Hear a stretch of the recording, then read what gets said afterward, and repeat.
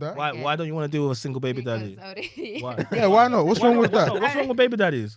I already dated one. Oh, all right. Tell me about your baby daddy experience. How many Nah, kids did he have? Two. Okay. wow. Okay. Wow. Jeez. Okay, guys. Sounds good. Don't leave us hanging. Where was he from? I'm not gonna say it. No, seriously. Where was he I'm from? not gonna say where he's from because he knows. I don't He know. knows I don't and know. he knows I don't know. I'm just genuinely like, where's he from? Go on. You don't want to tell me? Anyway. Alright, it's fine. Because it Anyway. helps build a picture. Yeah, definitely. What? It helps build a picture, but it's fine. Okay, Carry on. It doesn't That matter. drink It smells doesn't matter. amazing. You drink it's tropical. Yeah, I would never date again unless I have kids and I'm divorced and the other person has kids. Right. I wouldn't date another person that has kids, but because I was suffering so much from the fact that if one day we were going to have kids together, for me it would have been the first experience, the first, the emotional, like, oh my God, I'm gonna become mother for the first time. And for him, it's just the third kids. Okay, it's special every time, whatever. But it's not the same. You want to share that experience? Yeah, with him. together the first time, and I was hating myself because I wasn't going to get that from him, but I wanted to be with him, and I was struggling every day with this idea. And then when you take care of his kids and like you cook for them and whatever, and you want to maybe say something about, maybe it would be nice if we do this with, if you don't have any rights to say Nope. anything Oh, on of their course kids. not. And then you feel guilty if you have any kind of opinion about it.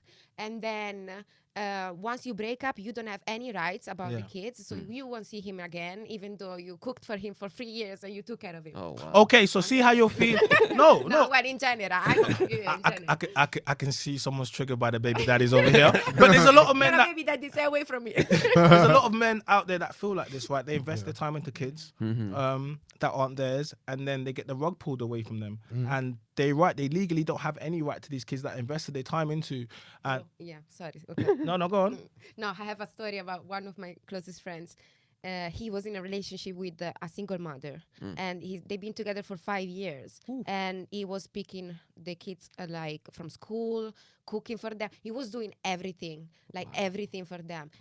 I saw him crying because he couldn't see them anymore. Jeez. I swear to God, he still talks about them. And he's That's devastated. No, and It's true. and it's not the first time we see this stuff, and I'm sure you've seen it. Spider men get attached, and or men are told that kids are theirs, and they bring them up, and they find that they're not theirs, and they get attached after paying for this child for their whole life, and then they get the child taken away. And from it's them. it's really hard on the Right. kid too, Yeah. because some kids will be closer to the stepfather than they Than will the the dad. dad, Boys. and then the 100%. mother will separate and be like, no, this is your real dad. And he's like, no, that guy over there is my Yeah. dad. So now it creates this division between the mother and the son, and it's just a bunch of toxic.